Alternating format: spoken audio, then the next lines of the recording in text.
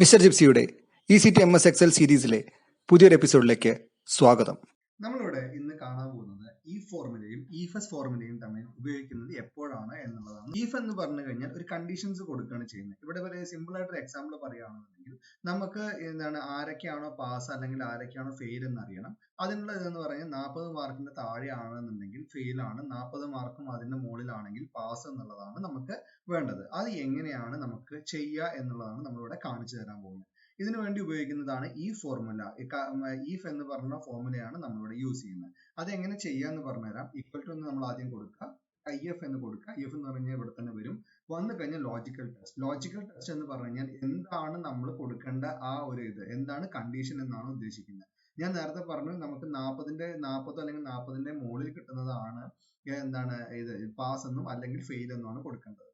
അപ്പൊ ഞാനിത് ഇവിടെ ക്ലിക്ക് ചെയ്യുന്നു. ക്ലിക്ക് ചെയ്തിട്ട് greater than or equal to 40 എന്ന് കൊടുക്കുന്നു. അതായത് 40ന്റെ മുകളിലാണെങ്കിൽ എന്നിട്ട് കോമ കൊടുക്കുക. കോമ കൊടുത്തിട്ട് എന്താണ് നമുക്ക് അവിടെ വേണ്ടത് പാസ് എന്നാണെന്നുണ്ടെങ്കിൽ പാസ് എന്ന് കൊടുക്കുക. പിന്നെ അത് കഴിഞ്ഞ് കഴിഞ്ഞാൽ 40ന്റെ താഴെയാണെങ്കിൽ ഫെയിൽ ആയിരിക്കും. അപ്പൊ നമ്മൾ രണ്ടാമത്തെ കണ്ടീഷൻ ഫെയിൽ എന്നും പറഞ്ഞിട്ട് നമുക്ക് ഇവിടെ കൊടുക്കാൻ പറ്റും. ഇത് കൊടുത്തിട്ട് എൻ്റർ ചെയ്ത് കഴിഞ്ഞാൽ നമുക്ക് ഇവിടെ ഇത് കിട്ടുന്നതാണ്. 35 ഫെയിൽ ആയി. നേരെ അതേപോലെ തന്നെ താഴത്തോട് ഡ്രാഗ് ചെയ്യാം.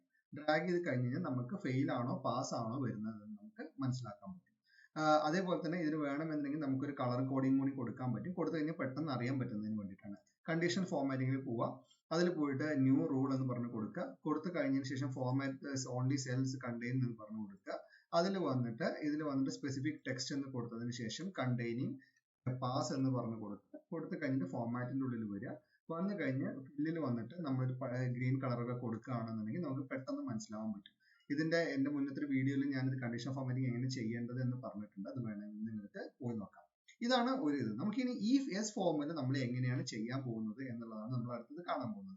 ഈഫ് ഫോർമുല എന്ന് പറഞ്ഞാൽ എപ്പോഴാണ് ഇപ്പൊ നമ്മൾ കണ്ടു. ഈഫ് എന്ന് പറഞ്ഞു കഴിഞ്ഞാൽ ഒരു കണ്ടീഷൻ ഉണ്ടെന്നുണ്ടെങ്കിൽ മാത്രം നമുക്ക് ചെയ്യാൻ ഉപയോഗിക്കുന്ന കാര്യമാണ് ഈഫ് എന്ന് പറഞ്ഞു കഴിഞ്ഞാൽ.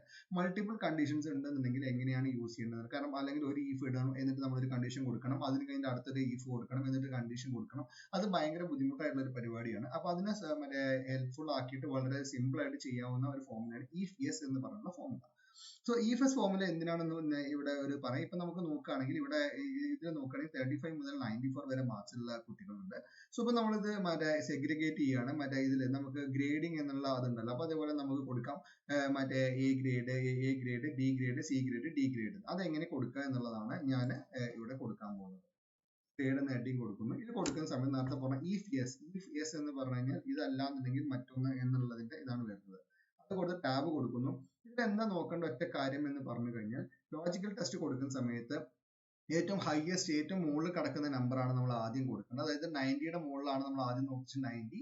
അത് കഴിഞ്ഞിട്ട് അടുത്ത ലെവൽ അതിന്റെ ചെറുത് അങ്ങനത്തെ ലോജിക്കൽ വാല്യൂവിലായിരിക്കും ഈ ഫസ്റ്റ് സാധാരണ രീതിയിൽ നമ്മൾ ആൻസേഴ്സ് എടുക്കാൻ പോകുന്നത്. സോ ഇവിടെ നോക്കുന്ന പറയാൻ നമ്മൾ പറയുന്നത് എന്ന് പറഞ്ഞാൽ ഇത് greater than or equal to 90 ആണ് എന്നുണ്ടെങ്കിൽ നമ്മൾ പറയുന്നു ഈ കുട്ടി A1 ഗ്രേഡ് ആണ്. അപ്പൊ അതായത് നമ്മൾ എന്താണോ ഇതിൽ വരേണ്ടത് കാണിക്കേണ്ടതെന്ന് വെച്ച് കഴിഞ്ഞാൽ അതിന് നമ്മൾ അപ്പോസ്ട്രോഫി കോമ കൊടുത്തു കഴിഞ്ഞാലാണ് നമുക്ക് അതിൻ്റെ ഉള്ളിൽ വരാൻ പോവുക.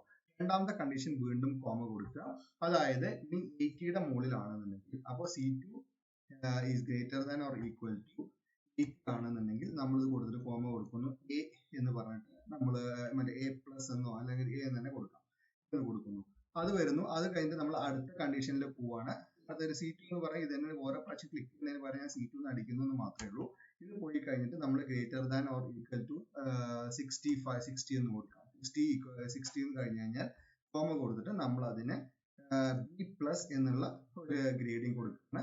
അത് കഴിഞ്ഞ് വീണ്ടും കോമ കൊടുക്കുക. വീണ്ടും ഇവിടെ ഒന്നെങ്കിൽ നമുക്ക് ഇവിടെ ക്ലിക്ക് ചെയ്യാം, അല്ലാന്നുണ്ടെങ്കിൽ നമുക്ക് ടൈപ്പ് ചെയ്യാം. അപ്പോൾ C2 ഈക്വൽ ടു 50ന്റെ മുകളിലാണ് എന്നുണ്ടെങ്കിൽ 50 40 തന്നെ കൊടുക്കാം. 40ന്റെ മുകളിലാണെന്നുണ്ടെങ്കിൽ നമുക്ക് ഇത് C ഗ്രേഡ് ആയിട്ട് നമുക്ക് എടുക്കാം. ഇനി നോക്കുന്നതെന്ന് പറഞ്ഞാൽ C2 ലെസ് ദാൻ 40 ആവുന്ന സമയത്ത് നമുക്ക് കൊടുക്കാം B ഗ്രേഡ് എന്ന് പറഞ്ഞിട്ട് നമുക്ക് കൊടുക്കാം. കൊടുത്തു കഴിഞ്ഞാൽ നമുക്ക് ഇവിടെ കറക്റ്റ് ആയിട്ടുള്ള ആൻസേഴ്സ് നമുക്ക് ഇവിടെ ലഭിക്കും. ഇതേപോലെ തന്നെ കൊടുത്തു കഴിഞ്ഞാൽ നേരത്തെ പോലെ തന്നെ വേണമെന്നുണ്ടെങ്കിൽ ABCD ഗ്രേഡിന് വേണമെന്നുണ്ടെങ്കിൽ നമുക്ക് കളറിങ്ങും കാര്യങ്ങളെല്ലാം കൊടുത്തു കഴിഞ്ഞാൽ നമുക്കത് വളരെ ക്ലിയർ ആയിട്ട് കാണാൻ പറ്റും. സോ ഇതിന് ഈഫും ഈഫസും ഫോർമുല തമ്മിലുള്ള വ്യത്യാസം എന്താണെന്ന് നിങ്ങൾക്ക് മനസ്സിലായിട്ടുണ്ടാവുമെന്ന് പ്രതീക്ഷിക്കുന്നു.